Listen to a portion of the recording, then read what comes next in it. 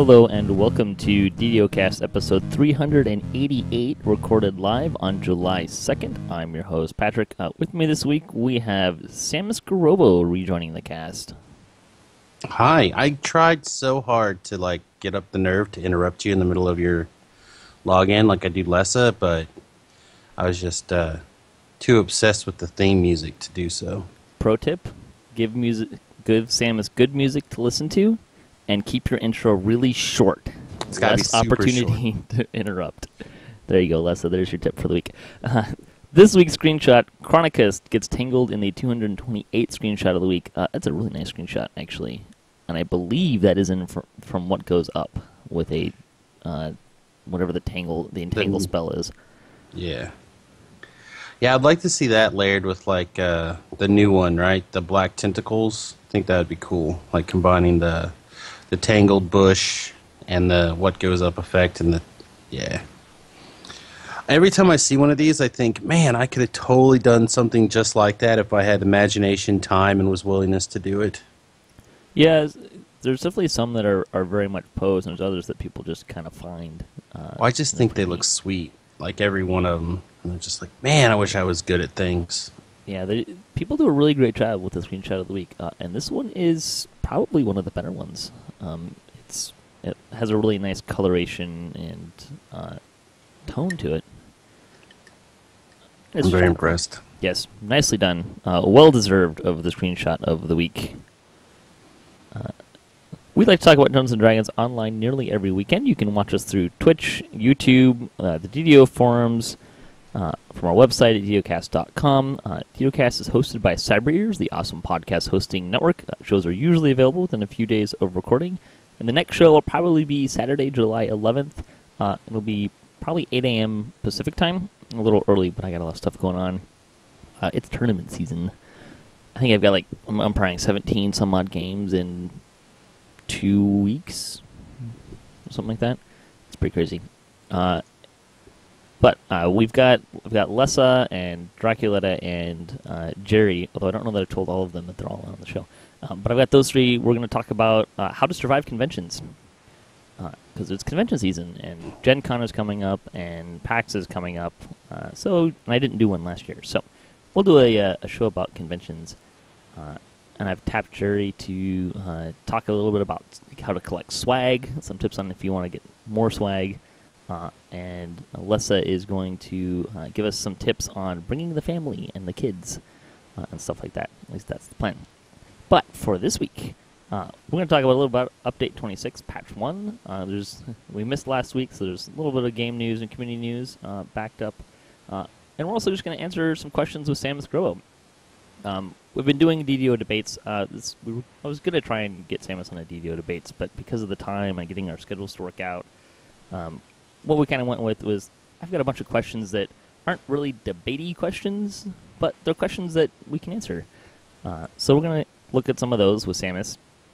And the first one comes from Funkius. I think this one's pretty appropriate for Samius. How do you get your spouse to play with you?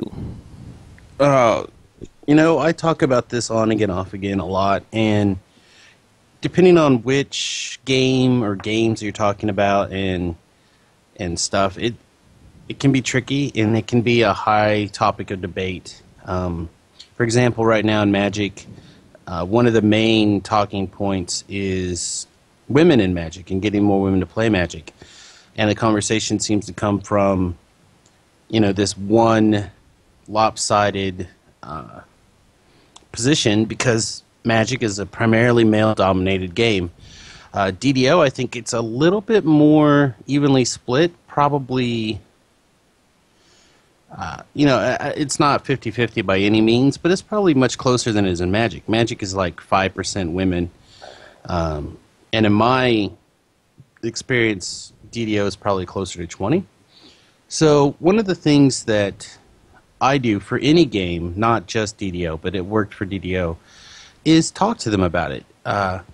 As long as you are bringing them in and being involved, it really helps. Something I did specifically with DDO was I built a character, and we kind of formed like a static group of sorts, just her and I. and some other guildies that were willing to kind of do that, just to give her that experience level. But really, I think what has to happen is they have to play it for themselves and not you.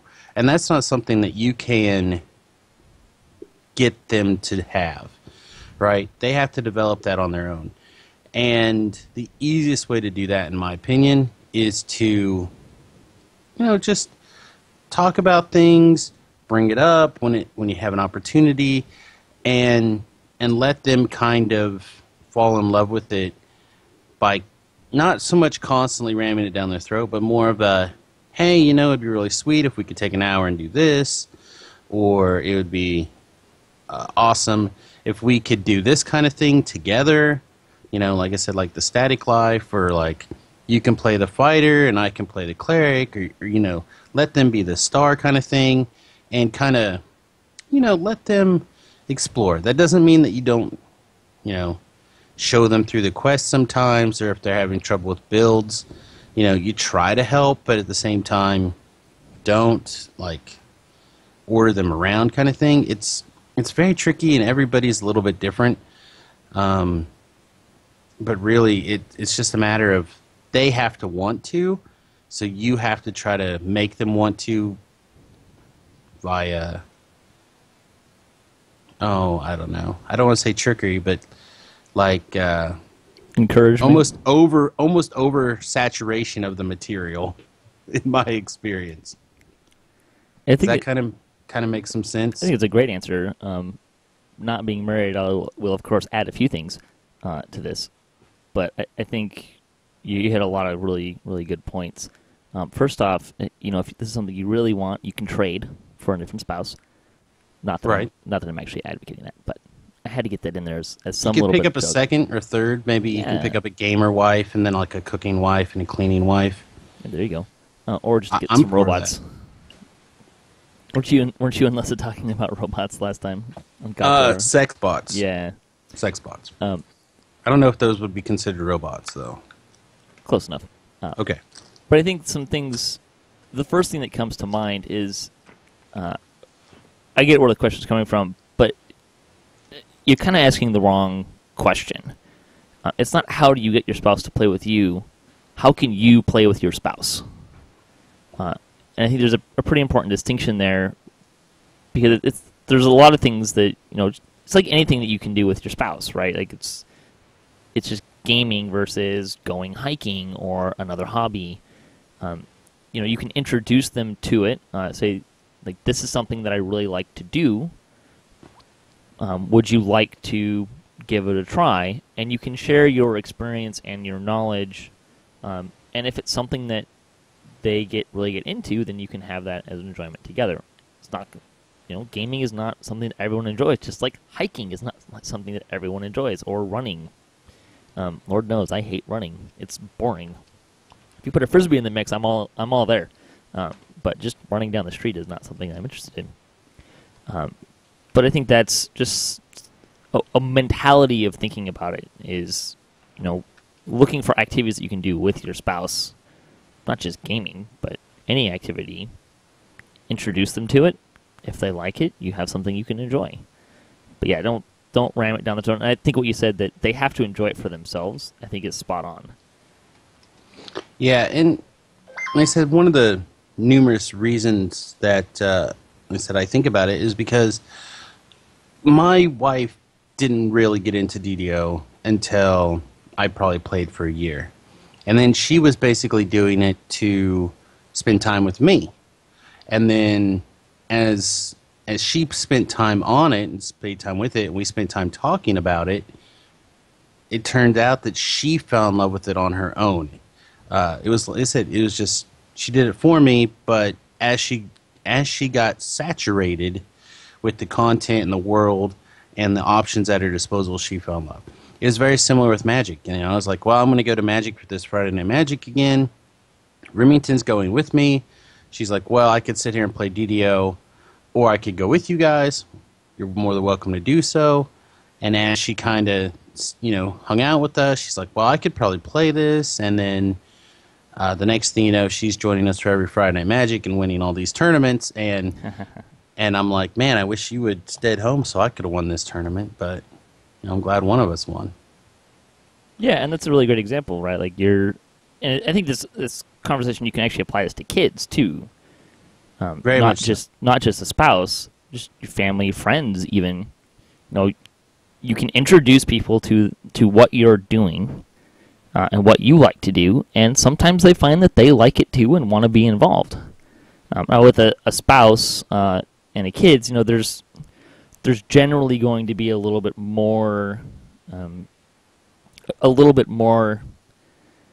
don't want to say forcedness to it, but you're building lives together, so you're naturally, hopefully, going to be wanting to find out what your spouse or kids enjoy and be a part of that.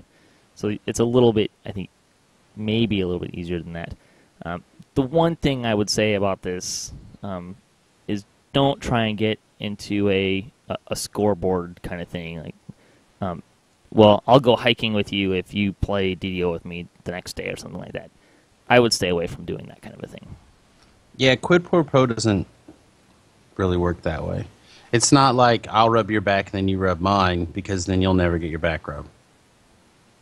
Yeah. And then you end up like, well, I won't rub your back because you never rub mine back. You know what I mean? It's just married dudes know this, Patrick. That's all I got to say about it. I guess that it. All right. What's the next? Remember question? to have fun too. Exactly. Let's see.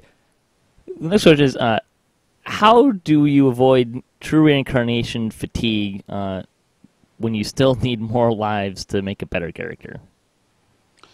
That's a tricky one. For anyone who's been kind of paying attention, the last probably 6 months, I experienced a pretty heavy TR fatigue. One of the things I'd done is I'd switched to a thrower build probably about a year ago, and I really enjoyed it. It gave me the ability to like solo epic elite quests and do all this stuff. So I was just knocking out epic TRs, and the fatigue hit. So I went down and I'm like, all right, so what exactly do I need to do here? I needed to mix it up, basically. And I'm like, all right, well, let's kind of look at these miscellaneous lives and how can I get something new that I need that will be totally different and yet still be fun. And I ended up doing a Sork life, which through levels 1 to 20 was incredibly fun and really revitalized me. And then from levels 21 to 28, I was just like, oh, this is terrible. Why did I do this?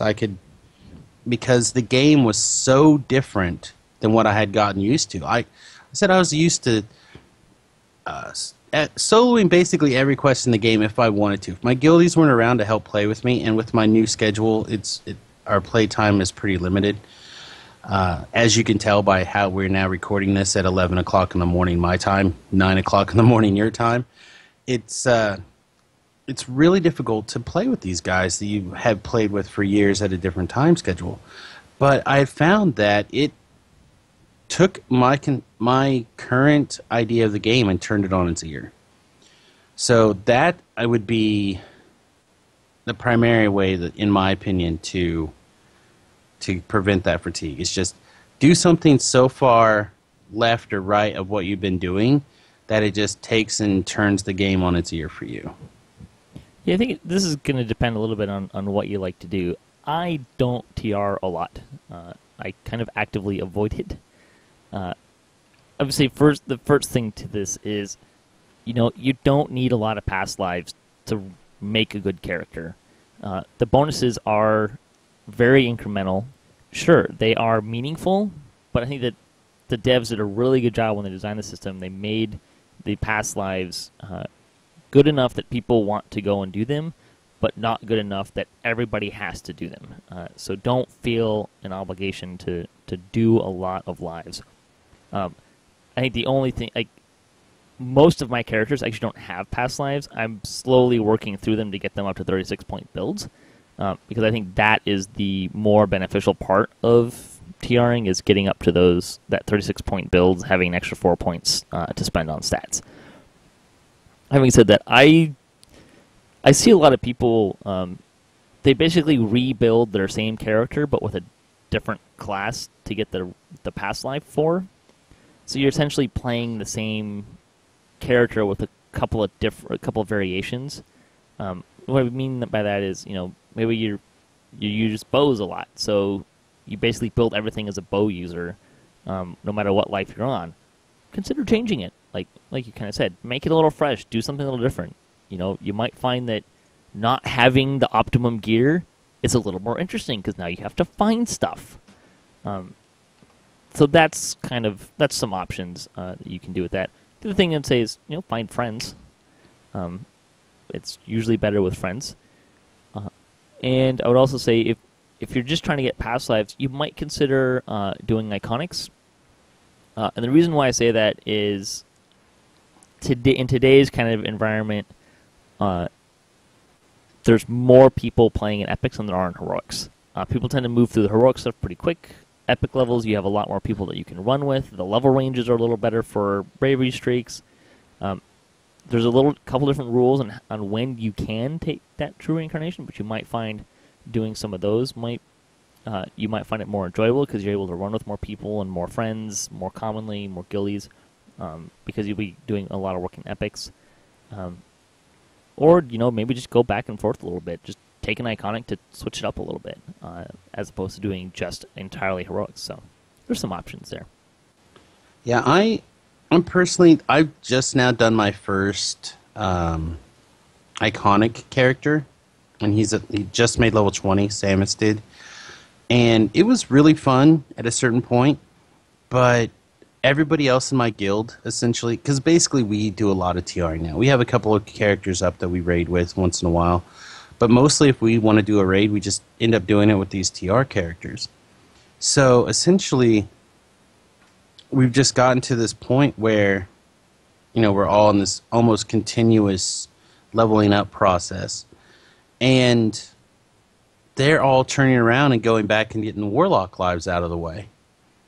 And I didn't really realize that Warlock was coming out so soon when I decided to do this, and now I have to level basically to 28 by myself as this favored soul cleric thing. So it's going to be a little different, and I would definitely recommend some prior planning before you jump into something like an iconic that will kind of lock you down, if that's the character that you play primarily. But yeah, no, it's a lot of fun to do different things. Yeah, and we'll mention too, Sean in the chat had a really good point. Maybe Cure for Fatigue is running something different. He mentioned a first lifer with no twinking specifically. Maybe you go play some permadeath. I've actually found that to be refreshing. It wasn't really fatigue, but I found it refreshing to do something a little different. Same with the Makar's DDO challenges as well. So there's options to do some different stuff. Maybe take a break, run some raids, or do an Epic Reincarnation instead.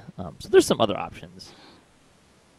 It's literally every option that you can think of in this game is a possibility. Just anything to break up the monotony. Yeah, and have fun. If you're not having fun, try something different. Don't force something. Particularly something that's, it's like I said, it's incremental. I'm not trying to brag, but I would say that a lot of folks would say that my characters are very well built. And like I said, most of them have, until maybe 2 months ago, I think I had 2 that were 36-point builds. So, they're not, a lot of lives is not necessary.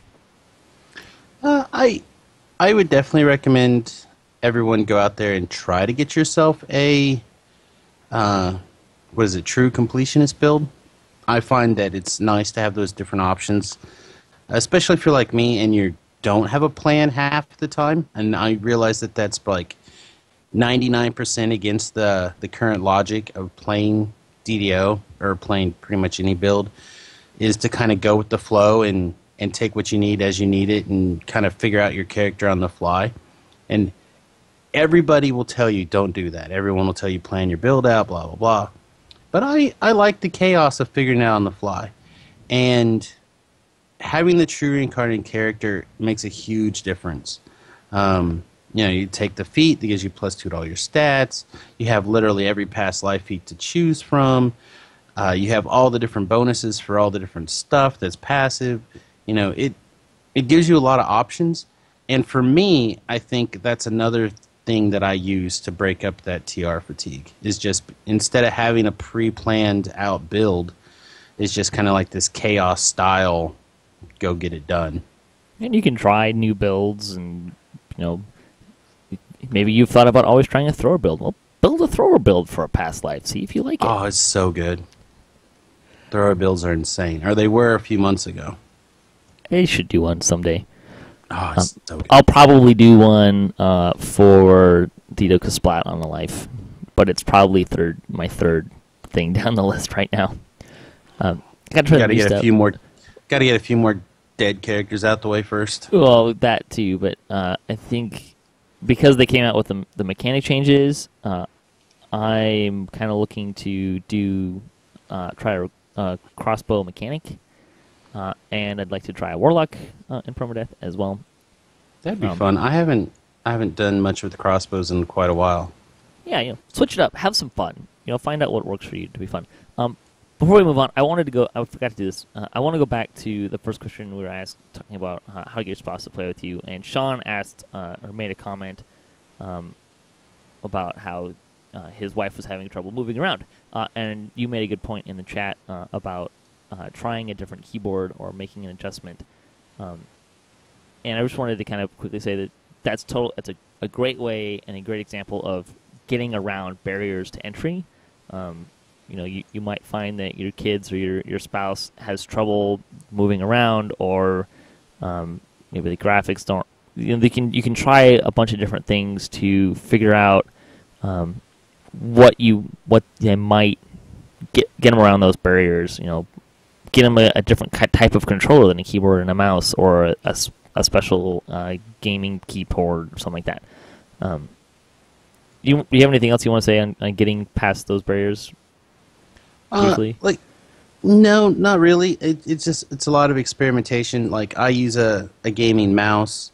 I have a gaming keyboard, and I went ahead and I've linked the keyboard in a couple of different places in case people are interested. But I've done whole shows on keyboard mouse setups, and what works for me doesn't work for the wife.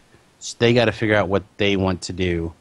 My wife uses like a $15 keyboard. She loves it. I cannot run her character around for anything. Sitting down spending the money on this on a nice keyboard for me makes a huge difference. Same thing with the mouse. It's all going to be personalized. It's going to take some experimentations to see what's best. Indeed. All right, our next question is about max caster levels. Basically, what are the rules with caster levels, and how does that work? Oh, man. So this is always a complicated and confusing question, and it's really something that you kind of have to calculate as you're doing it. For the most part, a caster level will be, if you're all... Well, okay, how to word this in such a way that makes sense. It's your class levels in that in class. A casting class right. of that. So if you're an 18 wizard to rogue, you have a caster level of 18 wizard. If you split it up more, if you had, say, a 15 wizard, 5 druid, you would have a 15 caster level in wizard and a 5 caster level in druid. Exactly. That's different than spell levels. Right. Now, you're going to... the reason it gets complicated is because different things also increase your max caster level, or your caster level. So, like, there are some items that will boost your caster level. There are... Epic Destinies. The Epic Destinies, thank you. I was like, the thingies that you take after level 20. those will raise your caster level. Are there still enhancements that adjust your caster level for like a certain caster? There are.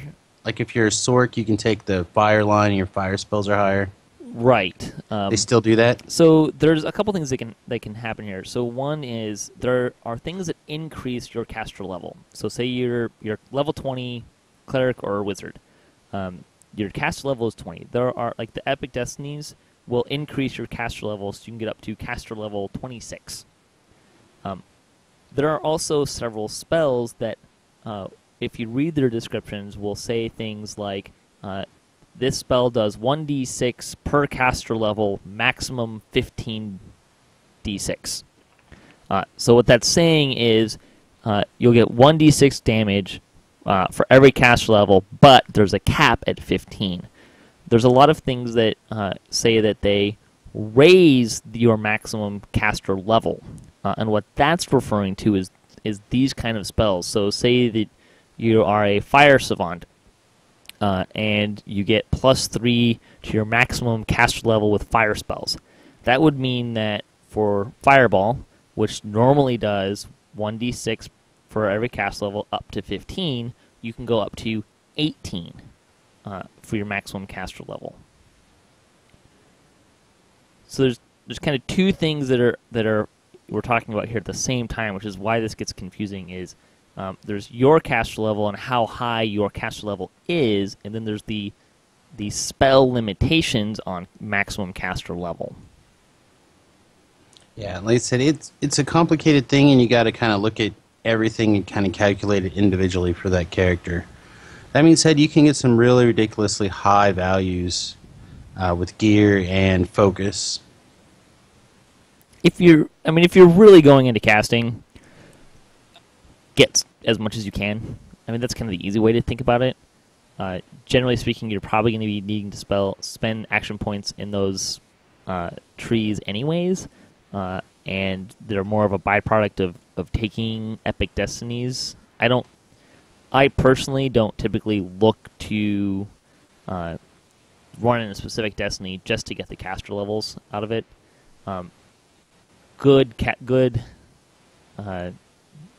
With the probably most iconic exception being Shrouded Casters.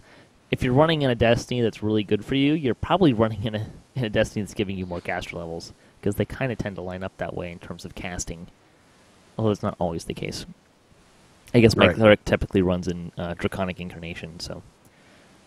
Yeah, I did Draconic on my last Sork life just because I wanted to work on that particular sphere, and I thought it was pretty sweet. But at the same time, I did miss Shirati. So, yeah, it's all about trade-offs, right? Figure out what's best for the individual character at the individual time.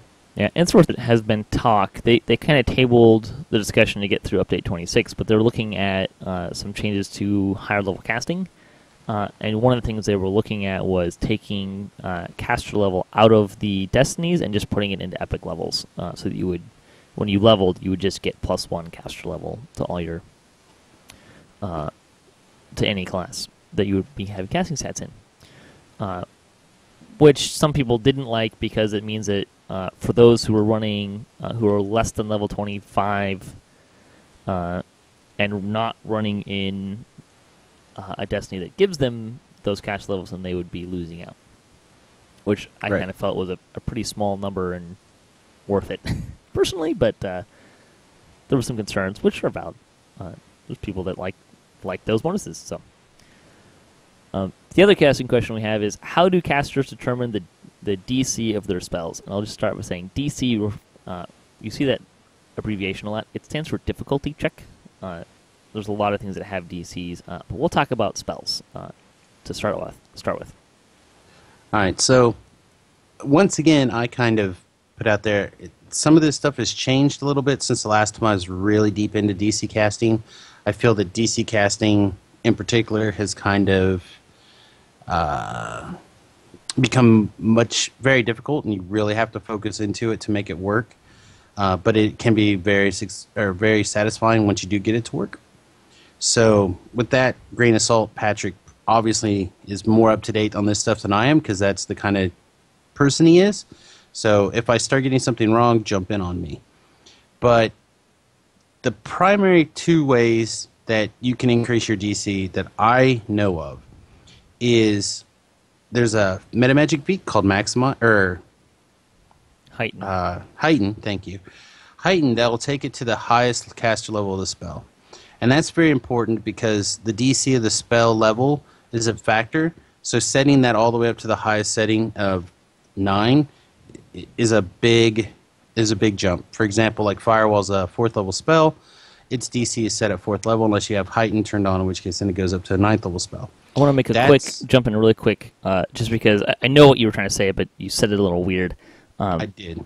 So Heightened raises a spell to your highest spell level. You said cast level? Correct, sorry. So we want to differentiate that it's not cast level, it's spell level. So if you have a level 2 spell, what Heightened does is it makes it, if you have level 9 spells in your spellbook, it takes a level 2 spell and it makes it a level 9 spell.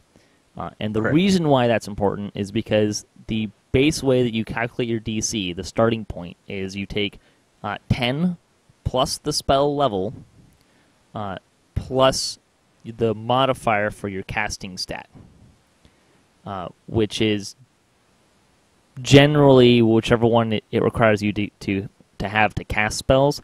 Favored Soul, and it also gives you spell points. Favored Soul is a little weird because they get spell points based on their, I think it's spell points based on their charisma, and their DCs are based on their wisdom. Correct. So they have 2 casting stats and it's split up. But all the other ones, it's whatever your primary casting set is. Right. Okay, so now that you got that out of the way, the other thing that I do is you max out that casting stat to the max. So those are the 2 tips, and then, like I said, Patrick just gave you your awesome formula. So, I mean, 1 + 1 equals 2, right? So there you go. That's how you do it. A lot of times you can mouse over the spell, and it will give you the DC value for it. That's not true of all spells. The one that drives me nuts is Implosion. It doesn't do it for Implosion, which is like the only spell I care about for DCs on my Cleric. But there's a couple tricks that you can use with that. But before I get to there, we have to mention that there are spells are divided into different spell schools, and if you look at the feats, there's feats that are called spell focus. Those increase your DCs by 1 for a specific spell school. You can mouse over a spell, and it should always tell you what school it's in. Although that may not always be true. It should, but it may not. But so, for example, I can look at, if I want to find out the DC of Implosion, which is an evocation spell, I can look at the DC for my Blade Barrier, which is evocation. And if I don't have Heighten, which I don't, then I have to add 3 more spell levels add 3 to get to the DC. There's also a lot of items that add bonuses. Again, sometimes these bonuses are school specific. Sometimes they are just a bonus to all spells. Those tend to be much lower than a school-specific one.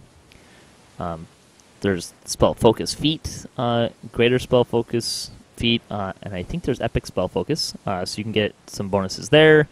There's bonuses in enhancements, in some enhancement trees, in Epic Destiny trees, you can get +1s. If you increase your casting stat through those mechanisms, you can get more DCs as well. The Wizard Past Life feat that you take gives you +1 to all DCs. So there's a lot of different ways to find that, but basically, you're basically talking about increase the spell level, which you can only do through Heighten.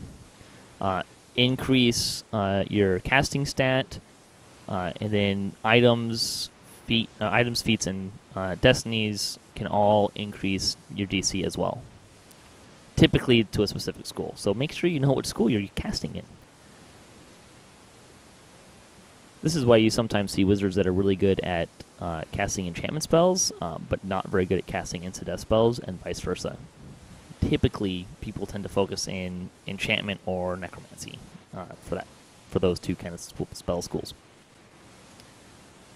Well, unless you're playing pen and paper with Samus, then you're an abrogationist, am I right?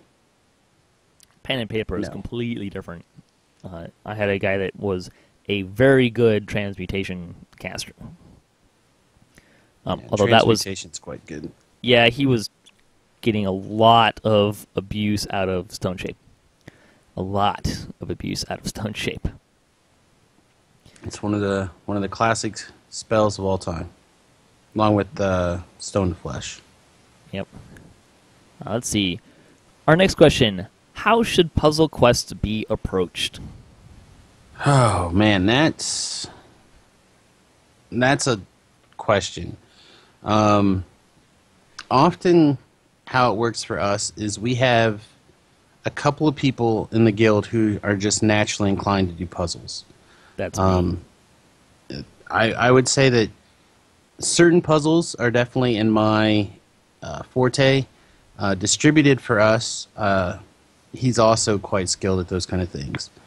And it's a matter of, okay, guys, if anyone has any input, we'll listen. We'll take it now. Otherwise, let's let X work on the puzzle.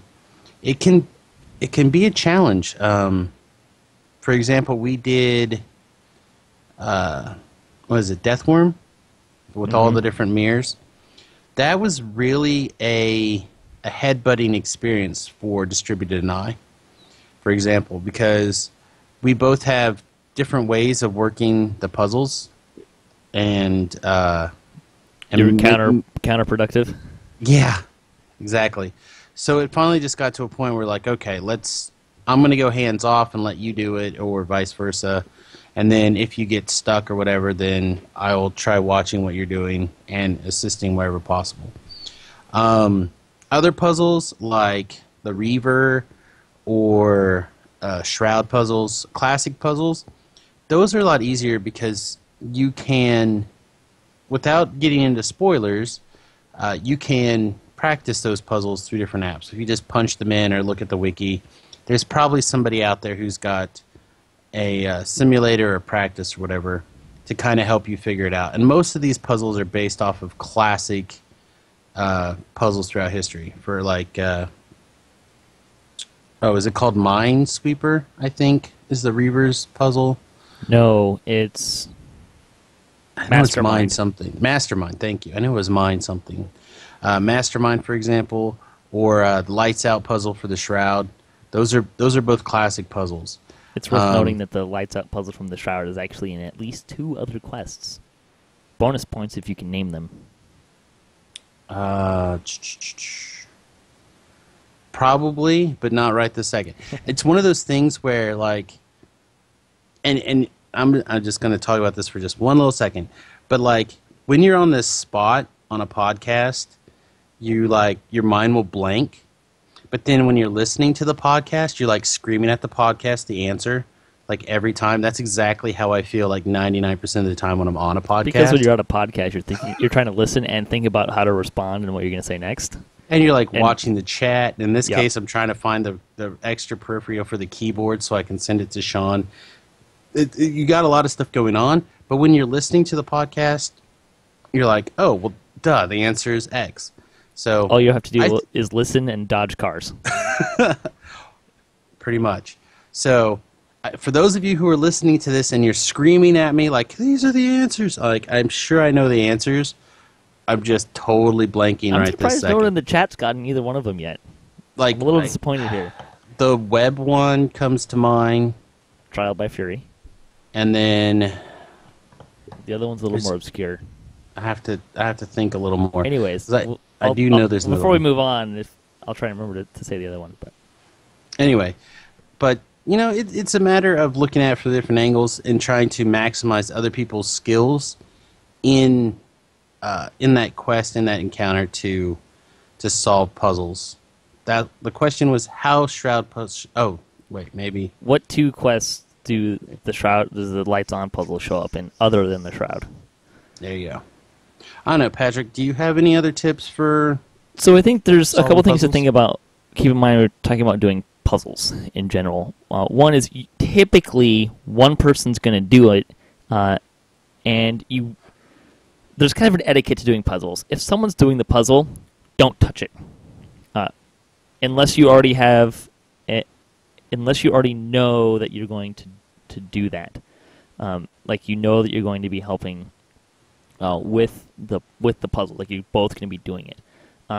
There's a few places like the Shroud where the Shroud puzzles, people just kind of walk in and start doing the puzzle for you, and that's kind of acceptable because it's the Shroud and people are kind of doing that. On the topic, Entomix got the answer that I wasn't thinking of, which is Monastery of the Scorpion. There is another one.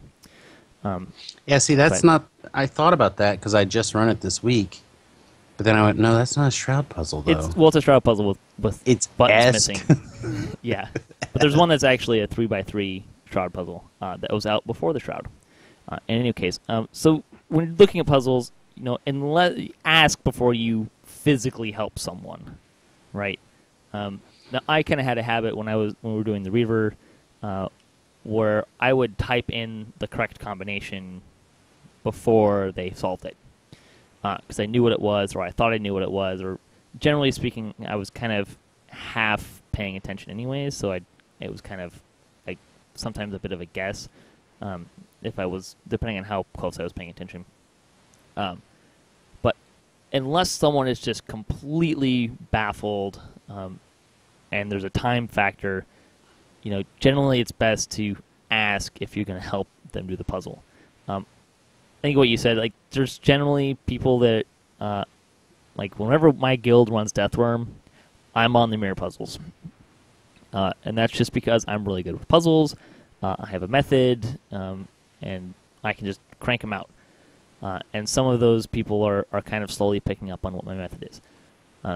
Now, if you want to learn how to do a puzzle, ask the person, if you see someone doing it, ask them how to do it, if they can show you how to do it. Now, you don't necessarily want to do this in, say, Monastery of the Scorpion because, there's a bunch of stuff running around trying to kill you. It may not be the best time.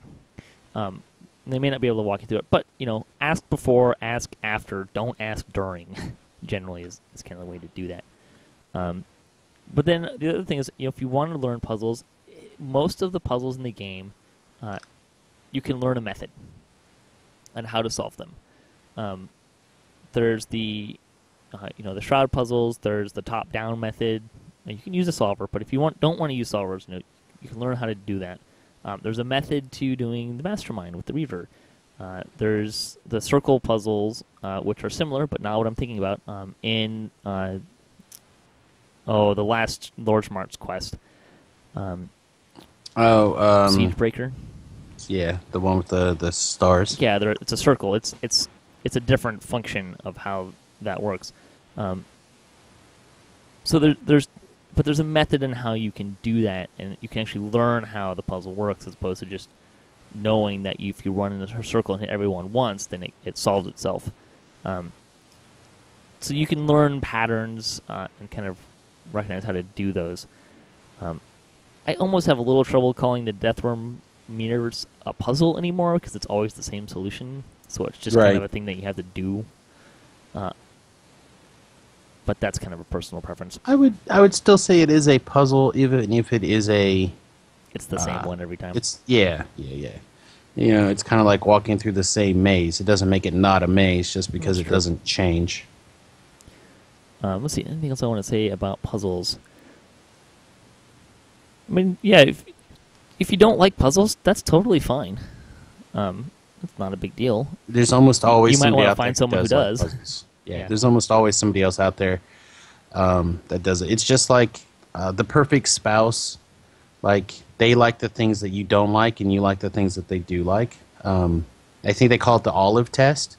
It'd be the same thing for the puzzle quest. There's someone out there who loves puzzles. If you don't, or if you do, there's someone out there who doesn't. Olive test is them How I Met Your Mother reference. It is, in fact. Yep. But yeah, I mean, it's okay if you don't like puzzles. If you know you're going to go into a quest that has a puzzle, either bring someone that does or get a solver. But solvers are... I can't think of a puzzle in the game where you can't find a solver or some sort of solution online. So yeah, there's that. And the other thing with these solvers, they almost always have like a practice mode. So you don't have to practice inside the quest if it's a time sensitive or a spawning situation or whatever. And again, most of the puzzles are actually, it's the same solution. The Monastery of the Scorpion puzzle is probably the one puzzle in the entire game that it's probably the hardest puzzle just because it has so many variations to it. It's not as simple of, well, here's your starting combination. Okay, well, I'm going to do this method and it's going to solve itself. That one has different starting points and the puzzle looks differently every time, so probably the most complicated. Before we move on, the other one was the pit. The first part of the pit has a shroud puzzle in it, but it's levers. Oh, with the okay. It's the same. It's the same. It's probably the same layout. Basic logic, but yeah, it's the same logic, same layout, except instead of pushing buttons, you're pulling levers. With that, Even Note from Lennis asks, if you had to scrap all of your tunes and start over based on what you've learned in the game, what's the biggest thing you would do differently and why? Well, first of all, I don't have any tunes. I have characters. And every time I see the word tunes in relation to that, I will stop and do that exact same thing for eternity. So, if you know it's me, just save yourself a second and switch it to characters to start with. So the first thing I would do is I would probably be a premium player instead of a subscription player. Just because, financial reasons or whatever. The second thing I would do is I currently have 29 character slots unlocked and characters put in them. I would probably not do that. I would probably only have probably 3 or 4 characters at most. Because now that I spent all this time playing and I've kind of experimented with all this stuff, I've kind of gotten to a place where I really only play 3 characters at a time on a given server. It's just something that I've kind of realized in retrospect. The other thing is I would be less tied to certain gear. There's a bunch of gear that over the different places in my DDO career was very important to me at a given time. And loot drama was always a thing. Right now, I finally, after years and years and years of working on it, have gotten to a place where loot drama just doesn't bother me very much. I mean, I've gotten much better at it, but there was a time where a guy, I'm going to use a swear word and I apologize, bitched me out for 15 minutes for winning a roll on an item that I wanted to. I still use this item today, to this day. 7-finger gloves from the Titan. And for 15 minutes, he literally bitched me out for rolling and winning on this gloves. And I sat there and took it, and it's crazy. So that would definitely be something.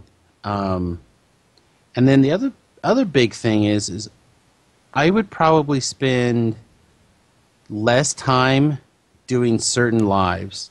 I would probably mix it up more often to kind of keep it fresh.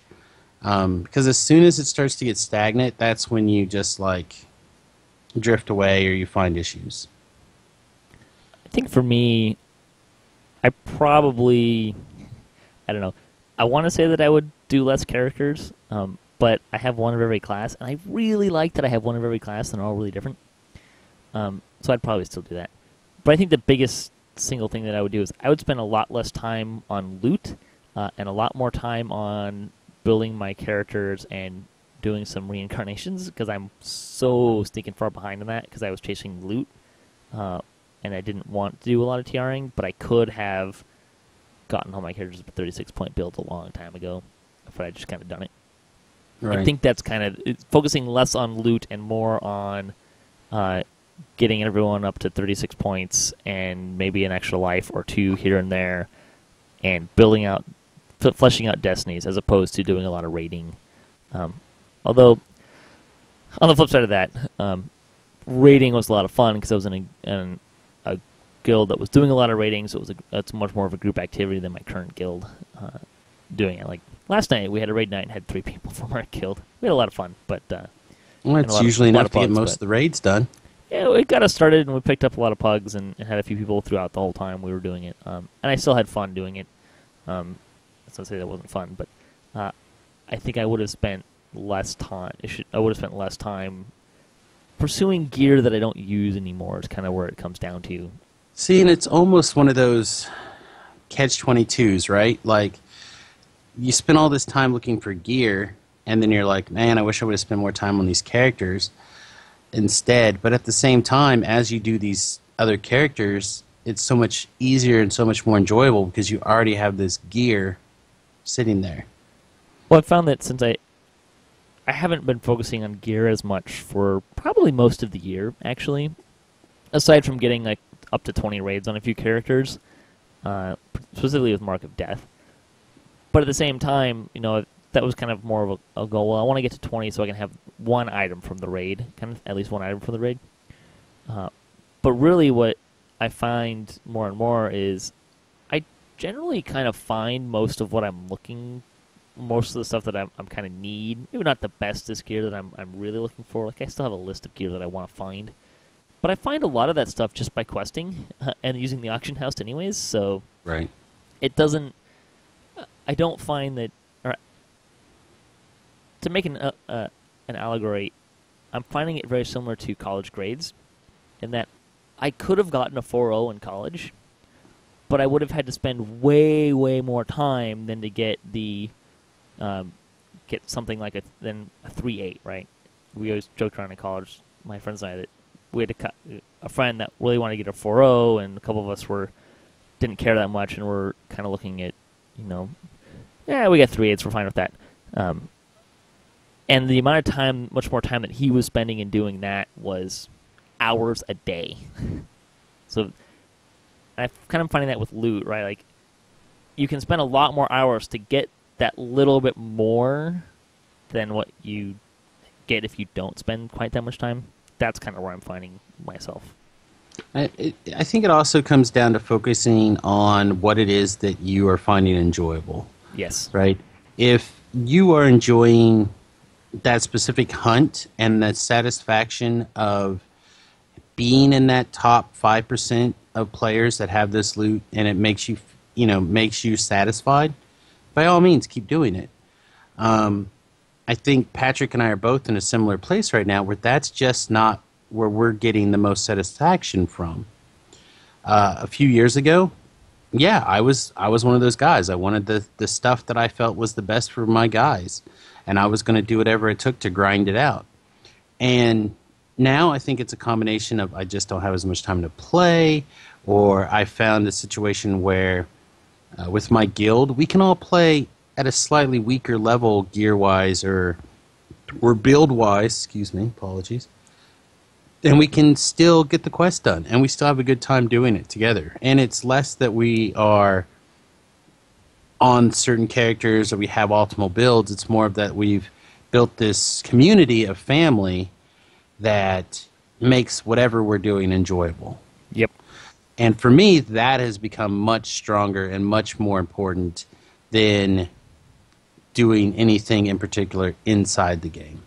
Yeah, and if you kind of make the transition to I'm going to work on leveling my character and getting XP so I can run through Epic Lives, you find that you can run, it doesn't really matter what your friends are running. You can run with them and get some benefit out of it, as long as they're kind of in the right level range. Exactly.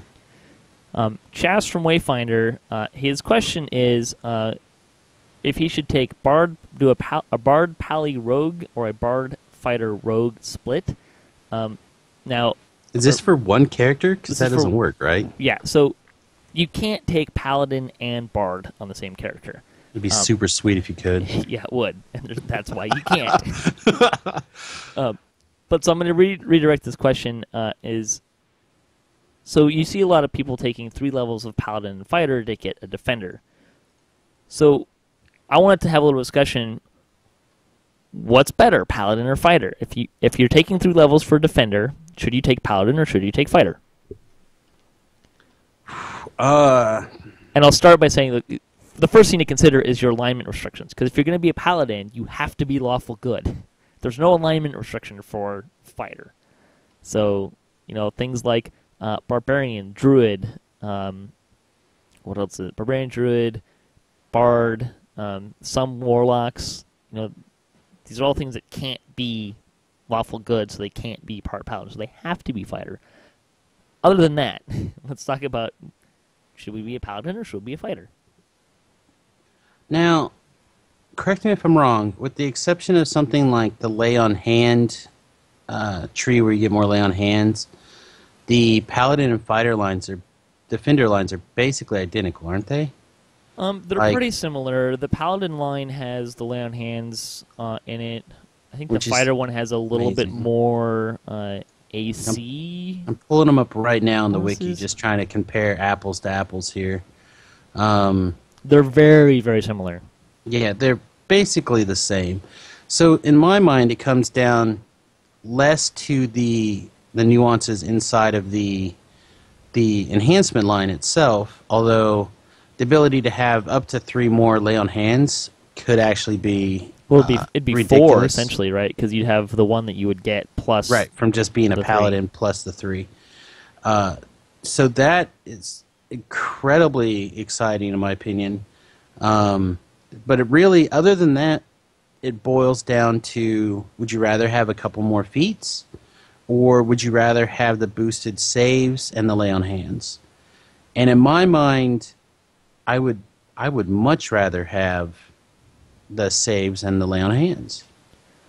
I think it's going to depend a little bit on your build, I think, is really what it comes down to for me, which is always the case with these questions. If you're not going to have a high charisma, the lay on hands aren't going to do, because lay on hands is dependent on 2 things: your charisma bonus and your paladin levels. Well, if you only have 3 paladin levels, it's not going to be overly great. I think with a kind of a mediocre charisma and the 3 levels of paladin, the character that I was doing a lot of the Makar challenges with, he was getting something like 50 to 60 hit points off his lay on hands, which is not insignificant at those levels. To me, that sounds amazing, even at high levels, because of the speed of the lay on hands. It's true, and it's effective on just as effective on Warforged as it is on a flesh character. But it's something to consider, right? Like if, I think his charisma was somewhere around 16, 17, 18, somewhere in there too, with what he was wearing. But if you're dumping charisma, if you're going to start with an 8 or a 6 charisma, maybe the lay on hands isn't going to be as effective for you, and it's something to be aware of. Yeah, you really have to sit there and look at what it is you want to do. And right now, paladins are just the bee's knees, right? They're just tougher than they've ever been. And I don't know how much of this is the defender stance and how much of it's the other... Vanguard stuff. They both do get the Vanguard tree for them is exactly the same. Okay, so that one is identical. But, I mean, I'm just kind of looking here, and...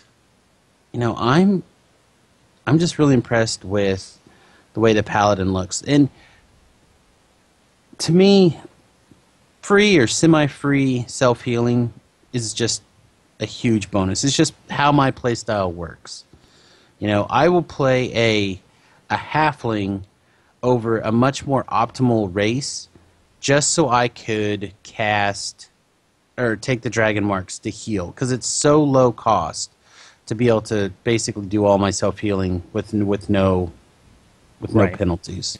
DDO stream mentions that paladins get Holy Sword, which is true, although we're kind of debating...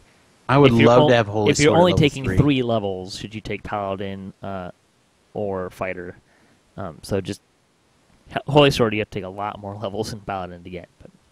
Yeah, I'm really excited, because... one of the things Les and I do, Cocktail Hour Live on Fridays at noon 30 Central Standard Time, is I'm playing a Paladin right now, pure Paladin, and I'm really looking forward to playing with the Holy Sword spell because I've heard such good things about it, even after it's kind of had some nerfs. I still hear it's a little bit too good. And they're talking about toning it down even more.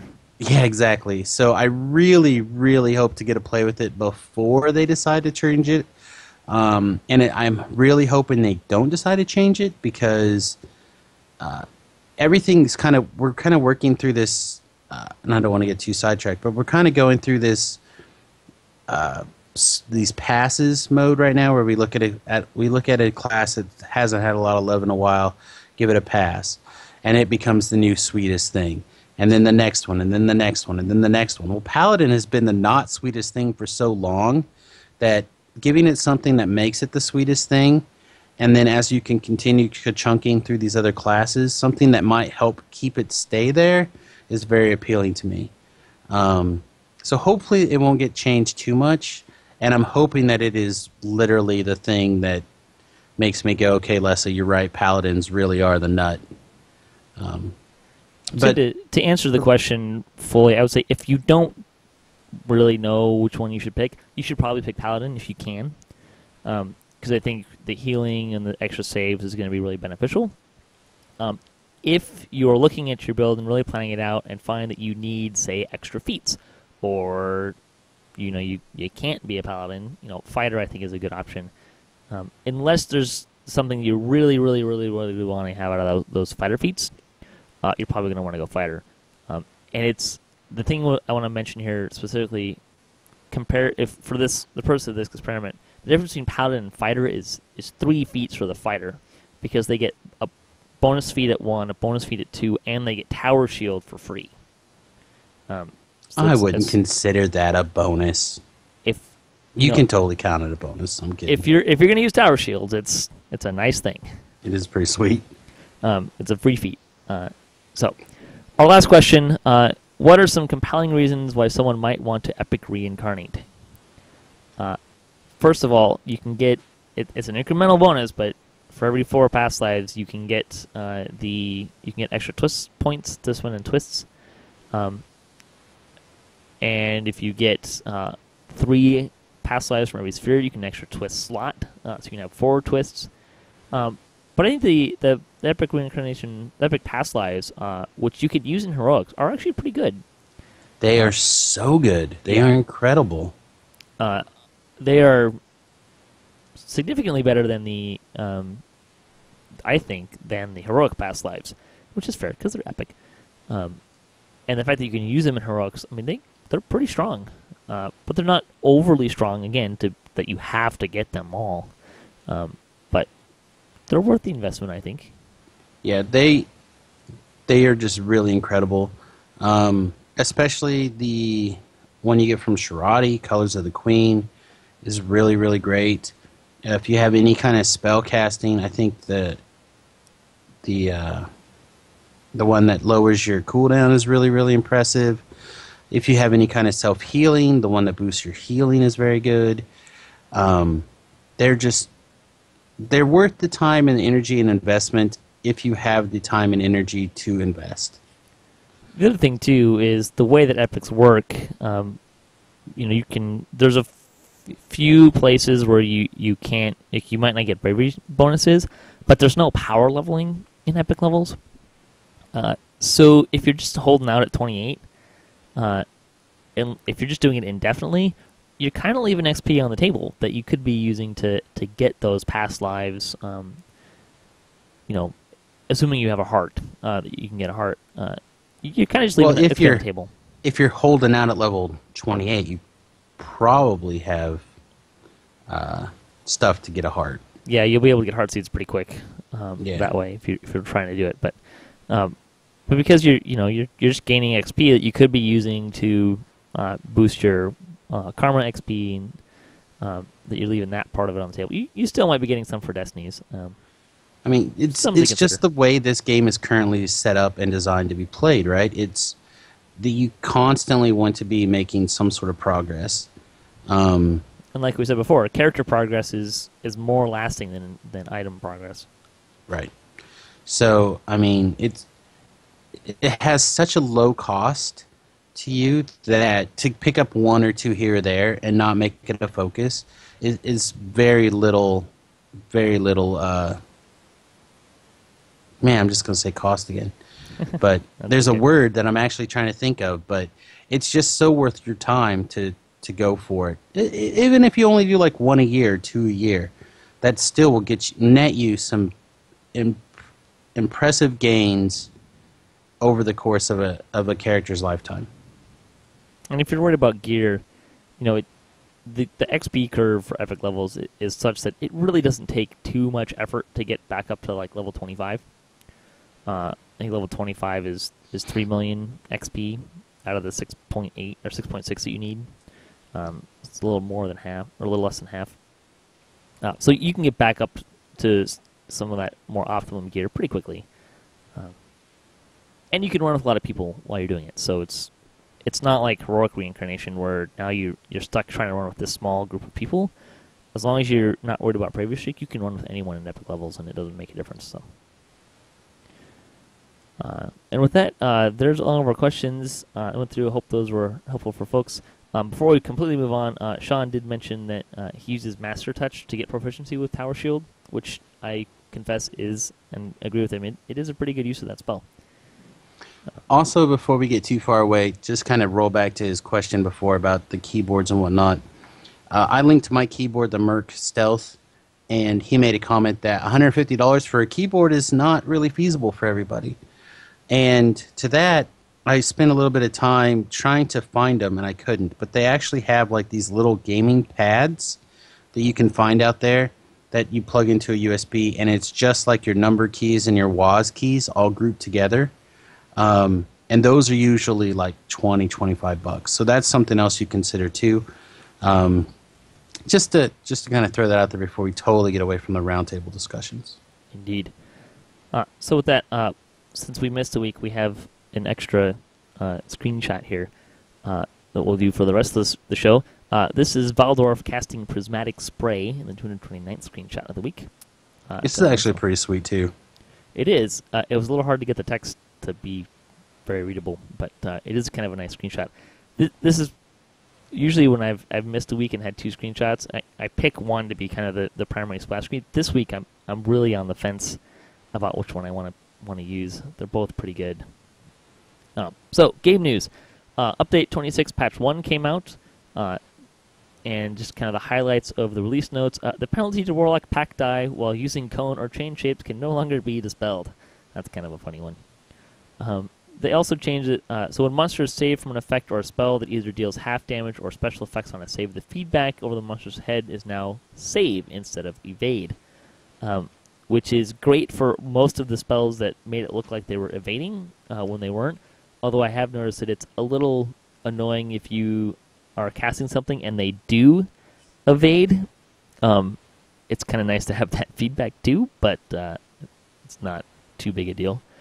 There's also a note that I found kind of amusing. Champion chests can no longer spawn in public areas. Makes you wonder where that was an issue, right? Yeah. It is kind of an interesting one. I assume you could dot a champion and then pop out, because the chest spawns where you are, right? So if you dot a champion, spawns where you die, and then where you are when it dies. So if you throw a dot on it and then leave the quest, it would presumably spawn in the public area. That would be insane. Yeah. There were some updates to enhancements that were mostly fixie stuff. They updated kind of how the packed feats for Warlock should basically interact better with the alignment restrictions. But, keep an eye on your alignments, because if you're not going to take Warlock at your first level, you might find that you have the wrong alignment. I have never done that before, he says mockingly, with other classes. I remember... Yeah, there's the whole reason they created that item, right? To be able to switch alignments. I have at least on one occasion went to the Paladin trainer and said, "You're not lawful good. Go somewhere else." Well, bollocks. Yep. Make me lawful good. Goofed that one. Let's see. There's some other fixes to some of the new spells. So that was the patch notes. There was another change that did not make it into the release notes that several people were quick to find. Rejuvenation Cocoon is now line of sight. So it can be blocked, which was not how it's functioned for a long time. And I've always considered to be fairly overpowered and broken for a Tier 1 ability. Although I think it'd be kind of fun if they would put just an ability in the tree somewhere to make it maybe like higher up, so you really had to really invest in it if you wanted to twist it.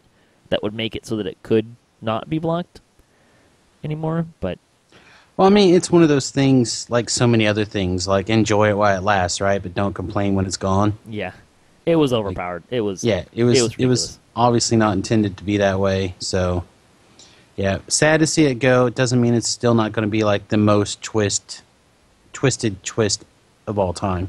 It's still up there. Let's see. There was some answers for some stuff from was it several inner Steel Star from Steel Star? I'm just kind of reading through it because this was before the patch came out. They are working on getting Eldritch Blast to break doors and sarcophagi. They want to do that, but it's not a simplest of fixes.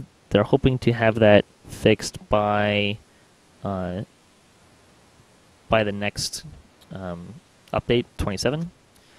But they are working on it.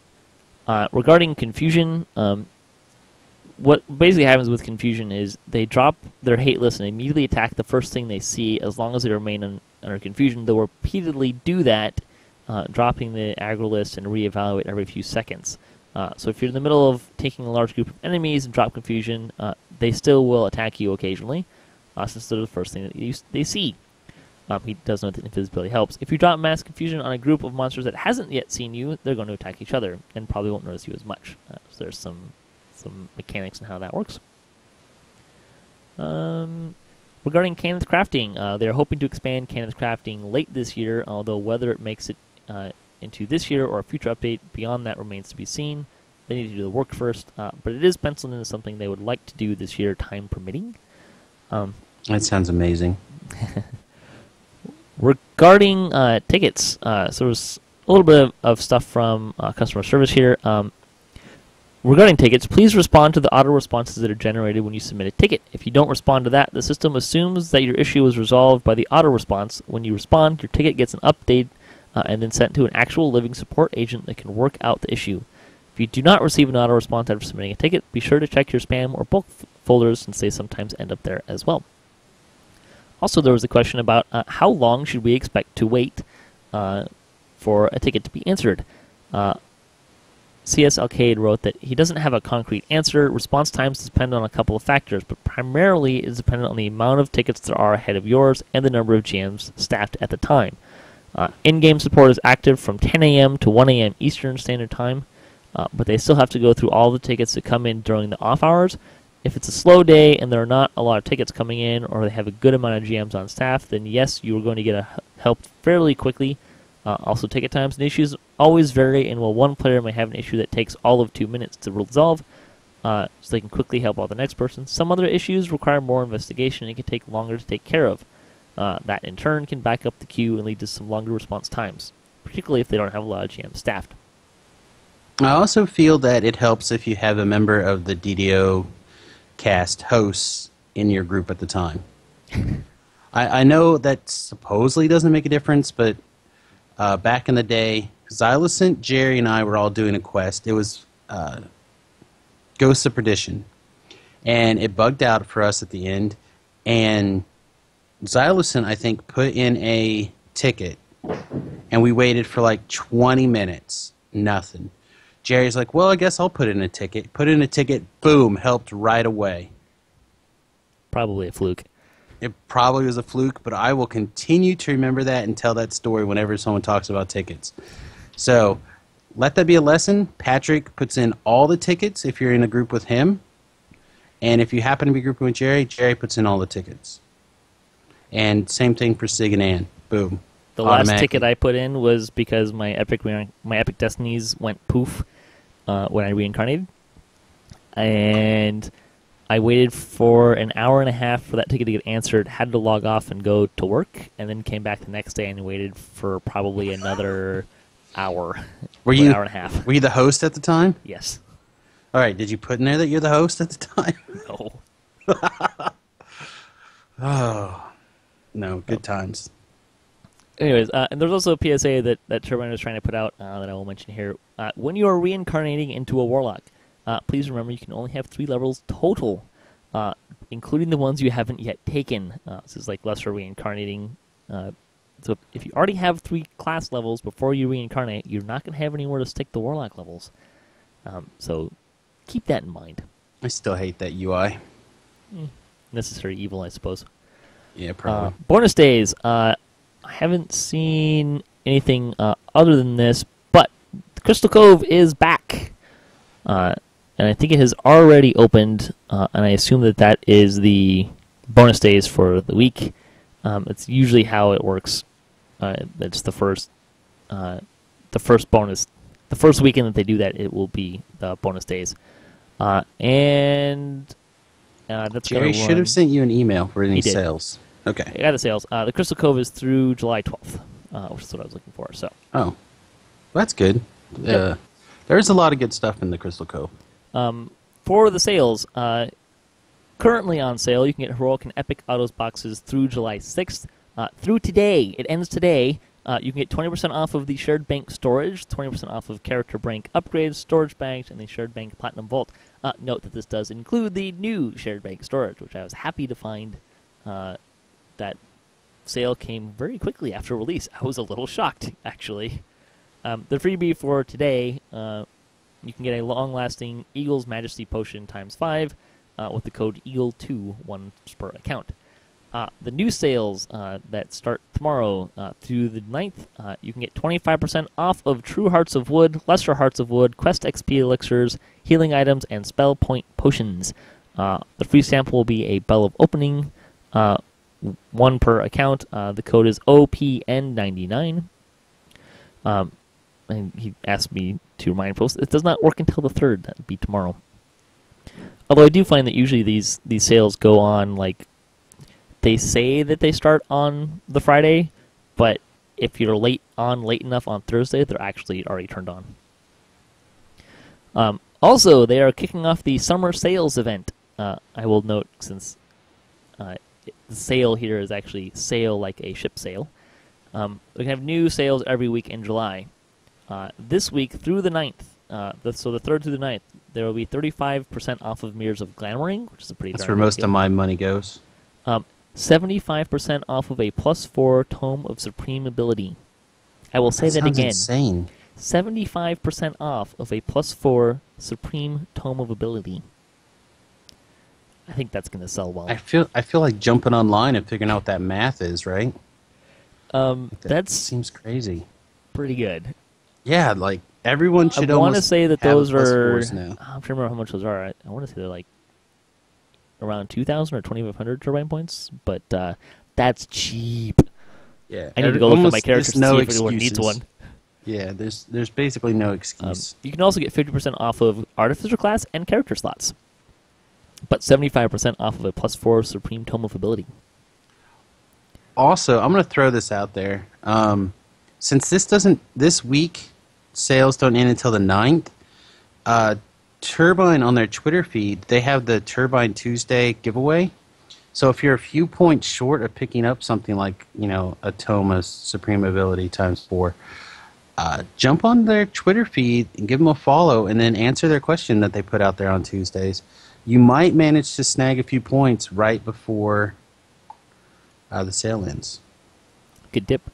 The 148th Chronicle. The Shady Rogues chronicle their DDO adventures on YouTube with commentary and fun. The Mortal Voyage Permadeath Guild is making videos on YouTube as well. Let's see. We got a shout out for our Summer Extravaganza, which I'll talk about later. Halfling Summer Games are continuing on Kyber on Fridays. Let's see. There was a trivia event, and Makar DDO's challenge got a shout out, which I will talk about later as well. The guild for the week was the Purple Dragon Knights, a Galanda-based guild made up of Purple Dragon Knights. Get your PDK in this casual guild. The comment for the week: if you were to build a tavern in the game, where would it be located and what would its name be? Oh, man. I wish I would have saw this earlier so I could spend more time thinking about it. It always feels like these turbine questions are not enough forethought put in. I think I would knock out the bar in the 12, and I would build a new bar in the 12, like high up in the tower. And I would probably call it something like Wizard's Lounge or something silly. How about the Tipsy Tower? Yeah, something sweet like that. Maybe have an effect where it wobbles Yeah, in the sky, so you like look out the window and it wobbles all the time. But you have the web effect, so you're always on the ground. That'd be sweet. I think that's good. We'll double team that one and move on. The DDO Players News chatted with Varguil, Steelstar, Cordovan, and Lessa. We got a shout out for our 387th episode on weapon styles. Axel had a video about increasing your character's survivability. Full Moon Fury looked at the Warlock. Enrique looked at the benefits of a wilderness area. And DDO Gamer continued the journals of Tierney Hoaklander. A fun little read. Let's see, anything else in here? There's a shout out for the Twitch schedule as well if you want to check that out. Let's see, the 149th Chronicle. We get 2 this week. JJ Flanagan updated his Canet crafting planner. Confessions of a Geek Mom began crafting an eyeful. Yeah, I'm pretty sure there's a big difference between a Greek mom and a geek mom. Yeah, it probably is. Stuff I can't talk about here on the DDOcast. Start trying to read fast, and sometimes reading and talking at the same time doesn't work very well. The Shady Rogues continued their trek to DDO, and Ginger Spice looked at Explorers and Rares and Reaver's Refuge. Looks like he's going to do a little mini-series on that. The Guild for the week. The 2nd Marine Expeditionary Force is an Orion-based guild with many active-duty military members and friends. It's kind of a fun way to bond. Multi-Game Guild is looking for anyone interested in joining them. Comment for the week. What is the first rule of adventuring? Never split the party unless you really want to. That's a good rule. I was going to say bring hand sanitizer. That's also a good rule. That would be a good rule for your con discussion. I'm sure it'll be there. Let's see. Damsel DDO went to the Underdark. The DDO Gamer had a gif of a trap. Tactilicious and Craftilicious looks at the DDO with a much wider perspective. They gave a shout out for me doing the 10-week challenge. I did What Goes Up and put a video on that online, and they highlighted that. The Cocktail Hour was talking about Gen Con and about sex bots and more. It's always a good show. Yeah, it is always a good show. It wasn't quite as good as the one before it. Oh, yeah? Who was our special guest for that one? Do you remember? Oh, some guy who went on a crazy rant about... It wasn't that crazy of a rant. Full Moon Fury explained how to use user chat, and Enrique looked at the Bounty Hunter. Let's see. Their guide to the Crystal Cove is linked in here if you're looking at that. And I'm pretty much sure everything else. Some blogs for the week to mention. DDO Gamer. Jeff is building a Warlock, so he was looking for some crowdsourcing advice there. Dungeon Raider Tierney was his 3rd journal that was mentioned in one of the chronicles. Dan Kimber also, I think is a new guy on Jeff's blogging group, looked at Heroic Elite, Lord of Blades, and Master Artificer. I even had a shout out in them. He mentioned how much I love Lord of Blades, and now he understands why.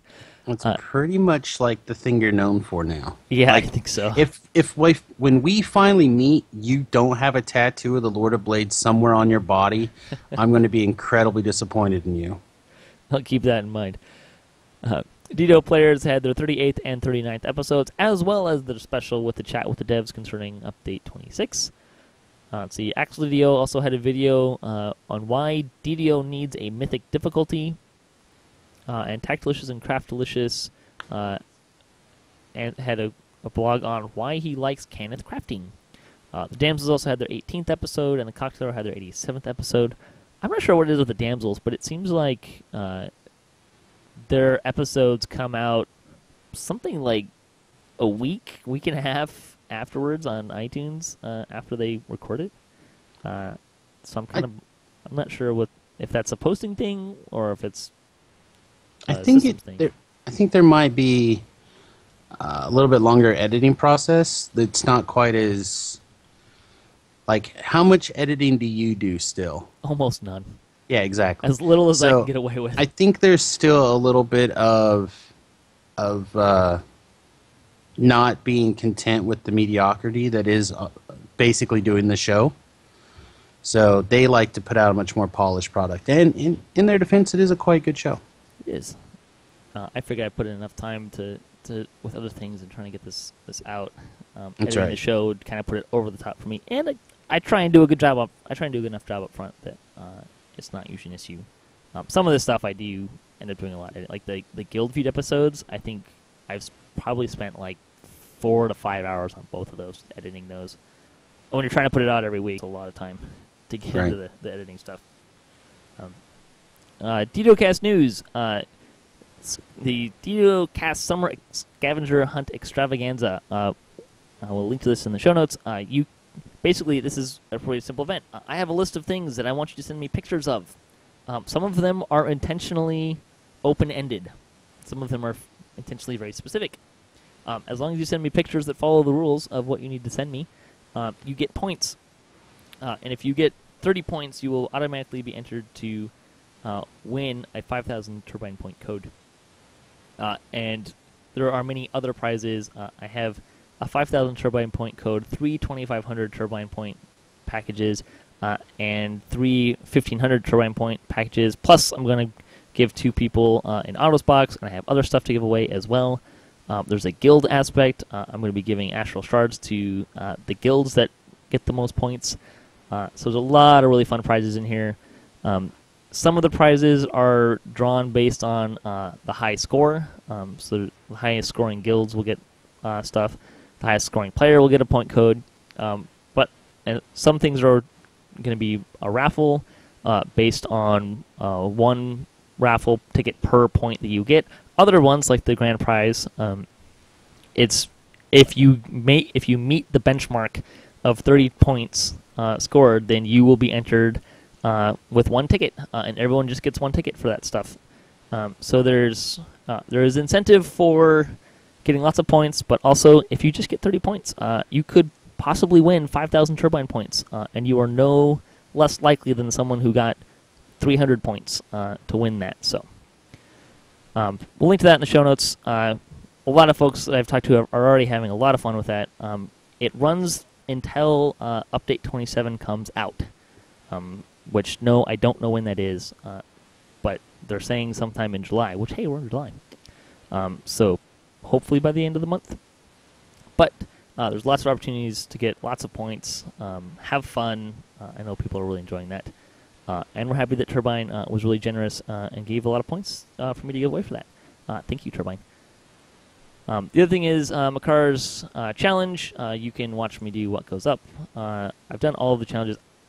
Frankly, I may not get to doing the 10th week just because of stuff I have going on this weekend, which I don't really want to get into, but caused this show to move and caused a lot of stuff going on, and I had to rearrange a lot of my weekend. But I may not get to week 10 just for another reason than that. I'll try to, but I may not get it in. But it was a lot of fun. You can check out those videos. I don't know how entertaining they really are. I mean, it's just me playing. I'm not narrating or anything. I'm just doing them. What Goes Up was a challenge. I had to do What Goes Up on, I think, a level 15 character on Elite Solo, and it's a level 21 quest. Oddly enough, it wasn't too challenging, other than the section where I ran into like 6 or 7 orc battle priests, which took some doing to kill them because they would heal each other so much. It was hard to get enough DPS to overcome that.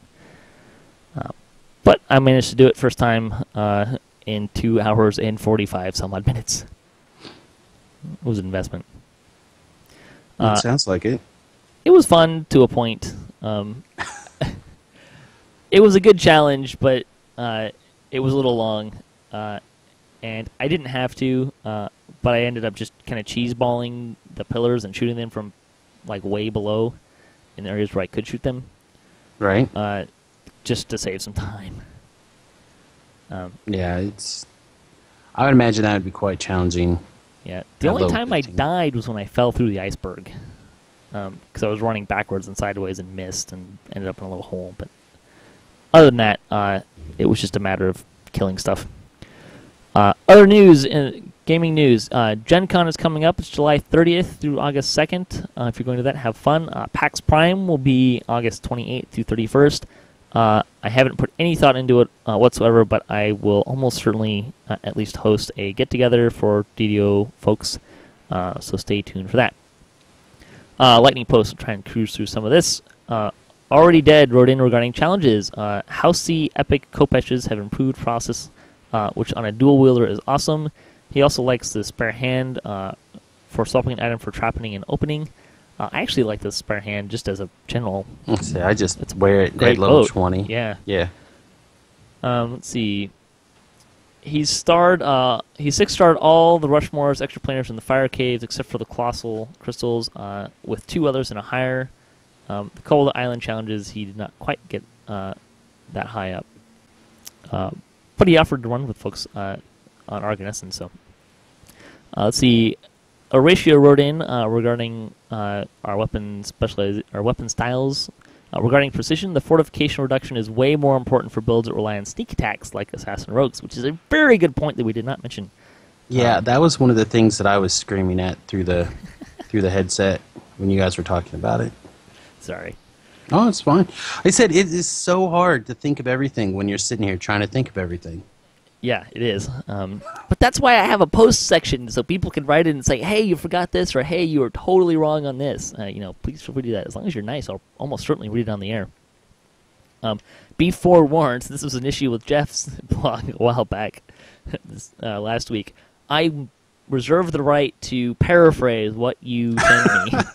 I can't believe you did that. Oh, that's insane. All right, continue on. I will paraphrase occasionally.